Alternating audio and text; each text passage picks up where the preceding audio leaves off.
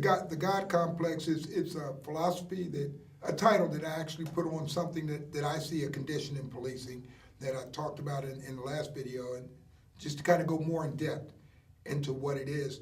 The God complex develops, it's a persona or an attitude that officers take, not even knowing, it seeps into you, and it comes about by receiving a lot of praise from the community, which is the community generally wants to thank you for doing a good job and they appreciate you.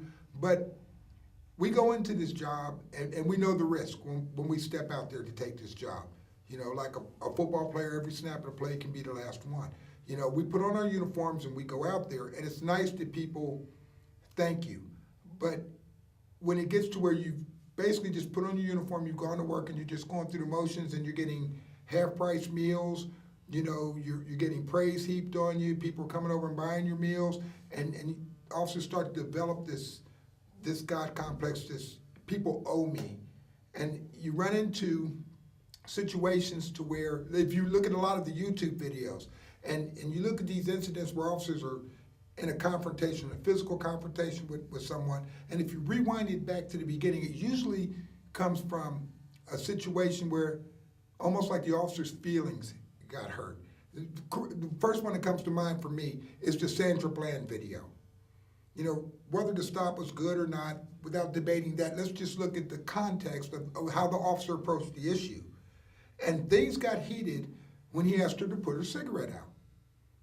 And her response on that video, which we can hear, she says, "Why? I'm in my car." And right then is where the confrontation came. The taser comes out, and we know what happened from there at that scene. But what happens is you develop this where the community's giving you praise, they're giving you half price off of things, you're just walking in the store and people are, "Oh, God bless you, thank you for what you do, I'm praying for you." And nobody's doing that to the lady at Walmart that's also in a uniform, that's working with difficult people, or the person at the drive-through window at Wendy's that's in a uniform that's working through. So you're getting all this praise, and you haven't ran into a burning building and saved anybody, you're just doing your job. So you develop that attitude, and where somebody, I won't say even defies, they challenge you in a response of why. I need you to do this. Why? Well, most people are perfectly well asking why. Because I said so. Well, tell me why. I don't need to tell you anything. And then we see this in a lot of these videos. It goes up and up and up and up and up. And then what happens now? We're dragging somebody out of the car. We're wrestling with somebody on the ground. Then it's, "Oh, I was in fear of my life and this is what happened." Or they were non-compliant. Well, they're asking you, why is this situation going to where it's going? And all this builds and builds and builds. And there's an acronym. You'll hear it well, you won't hear it very often, but it's within the halls of policing. You'll hear POP. Now, it has two meanings. As I talked about earlier, problem-oriented policing, which is when you go out and you address the specific problems like we talked about in community policing. But there's also another acronym, you know, pissed off the police, POP.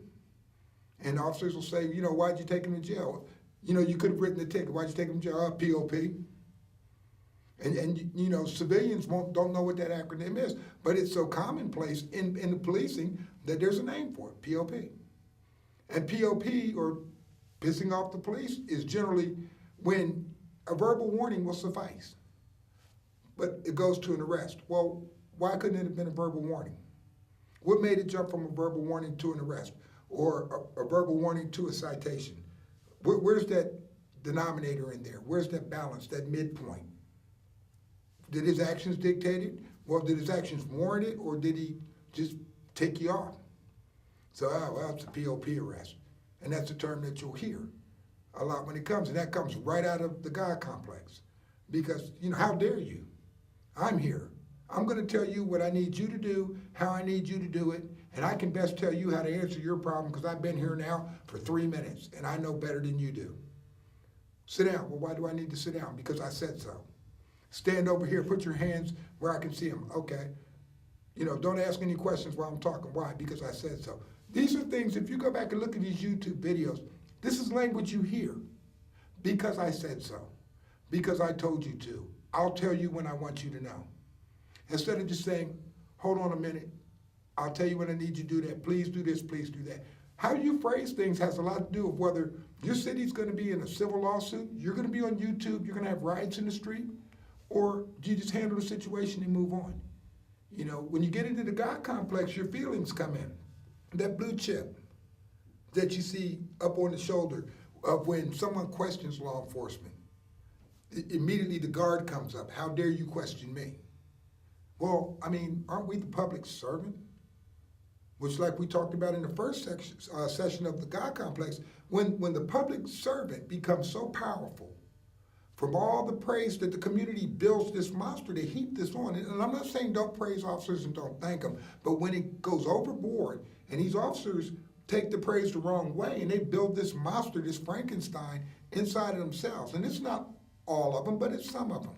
Because you're dealing with kids that are out here 24, 25 years old with badges and guns. Some of them may still be living with their mom and dad. Some of them are just barely on their own. And this is a lot of responsibility to give them. And it takes time and training.